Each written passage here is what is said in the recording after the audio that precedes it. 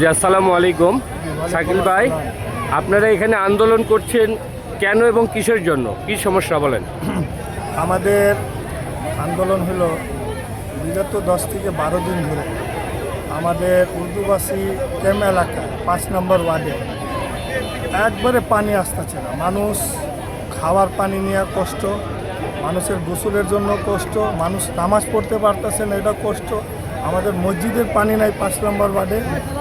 আমরা বাসাতে যাই, তারা কিন্তু আমাদেরকে বলতেছে যে ভাই আমাদের কিছু করা নাই, পানির প্রবলেম।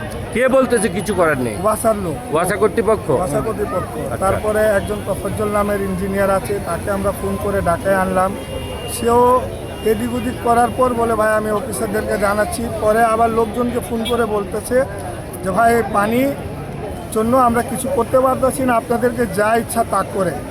এখন আমরা এটা বলছি আমাদেরকে গত বুধবারে, কিন্তু আমরা মনে করছি যে না সেই পানি ব্যবস্থা করে দিবে, কিন্তু আজকে শুক্রবার দিনের মতন আমাদের মানুষ কেউ গোসল করতে পারে না, নামাজ পড়তে পারে না, পানি নাই। বিদা নামাজের পরে আমরা আন্দোলন শুরু আপনি কথা বলতে থাকেন। আমরা আন্দোলন শুরু করেছি, আমরা মিছিল করেছি। মানুষের দুর্ভোগের কারণে মানুষ রাস্তার উপরে বসতে চায়, এই জন্য রাস্তায় চলে আসছে। আমাদের দাবি, আমাদের পানি যদি না আসে আমরা রাস্তার উপরেই থাকবো, আমরা বলে আমরা রাস্তার উপরে আন্দোলন করব। ধন্যবাদ। মিরপুর 11 নম্বর, এটা মিল্লাত ক্যাম্পে আজকে দীর্ঘ 4টা দিন কোনো পানি নাই। 12 দিন কোনো পানি নেই। এই পানির শূন্যতার কারণে জীবন মানে পরিচালনা করা, সংসার, ঘরবাড়ি, রান্নাবাড়ি সব কিছু করার এমন একটা অতিষ্ঠ অবস্থা হয়ে গেছে। দেখেন মিরপুর 11-তে এই কালসি রোডের এই বিহারি ক্যাম্পে এখন আন্দোলনে নেমেছে লোকজন।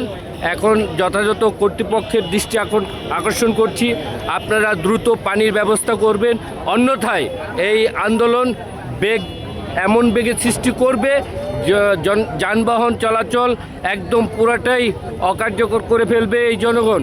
কারণ জনগণের পানি হলো জীবন, আর এই পানিকে যদি আপনারা সরবরাহ করতে ব্যর্থতা স্বীকার করেন তবে আপনাদের এই দায়িত্ব ছেড়ে দেওয়া উচিত বলে আমি মনে করি। যারা দায়িত্ব সঠিকভাবে পালন করতে পারবেন, জনগণের পানির চাহিদা মেটাতে পারবেন, তারা এই দায়িত্বে অব্যাহত থাকবে। জনগণের যে চাহিদা, এই চাহিদা পানি হলো জীবন, পানির এই জীবনটাকে অবশ্যই আপনারা গুরুত্ব সহকারে দেখবেন, এই বলে আমি আপনাদের কাছে বিদায় নিচ্ছি। আসসালামু আলাইকুম।